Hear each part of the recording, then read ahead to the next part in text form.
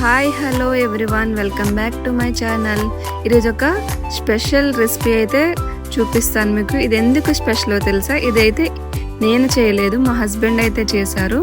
అదేంటో కాదు, కరివేపాకు చికెన్ ఫ్రై. ఇది ఎలా చేయాలో, ఈ ప్రాసెస్ ఏంటో ఒకసారి చూసేయండి.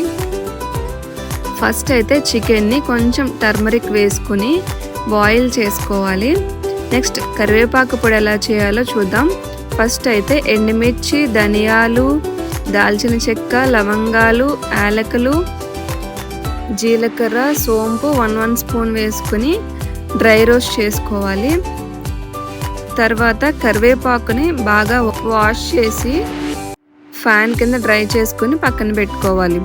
సో మసాలా అంతా బాగా ఫ్రై అయిన తర్వాత కరివేపాకు కూడా వేసుకుని లైట్గా ఫ్రై చేసుకోవాలి.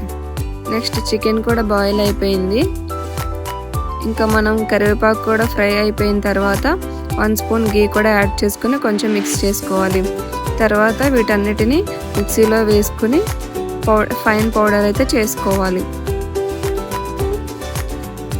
నెక్స్ట్ అయితే ఫ్రై చేసుకుందాం. ఫ్రై చేసుకోవడానికి ప్యాన్ పెట్టుకుని 2 టేబుల్ స్పూన్స్ ఆయిల్ వేసుకుని ఒక 10 పచ్చిమిర్చిని సన్నగా చాప్ చేసుకుని వేసుకోవాలి. తర్వాత కొంచెం జీడిపప్పును కూడా వేసుకుని ఫ్రై చేసుకోవాలి. తర్వాత 2 మీడియం సైజ్ ఆనియన్స్ని పేస్ట్ చేసుకుని ఆ పేస్ట్ని కూడా వేసుకుని బాగా కలుపుకోవాలి. తర్వాత సాల్ట్ కూడా వేసుకుంటే మనకి ఆనియన్ పేస్ట్ అనేది మగ్గిపోతుంది. తర్వాత మనం బాయిల్ చేసుకున్న చికెన్ కూడా వేసుకుని బాగా మిక్స్ చేసుకోవాలి. తర్వాత మనం బాయిల్ చేసుకున్న వాటర్ కూడా ఉంది కదా, ఆ వాటర్ని కొంచెం యాడ్ చేసుకుంటూ మధ్య మధ్యలో మనం పౌడర్ అయితే చేసుకున్నాం కదా, కరివేపాకు పౌడర్, అది కూడా వేసుకుని బాగా కలుపుకోవాలి.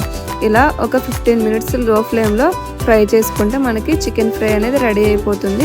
ఫైనల్గా ఇంకొక 1 స్పూన్ కరివేపాకు పౌడర్ కూడా యాడ్ చేసుకోవాలి. అంతే.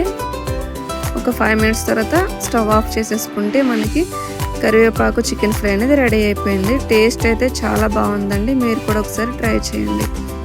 మా వీడియోస్ మీకు నచ్చినట్టయితే లైక్ చేయండి, షేర్ చేయండి, కామెంట్ చేయడం మర్చిపోవద్దు.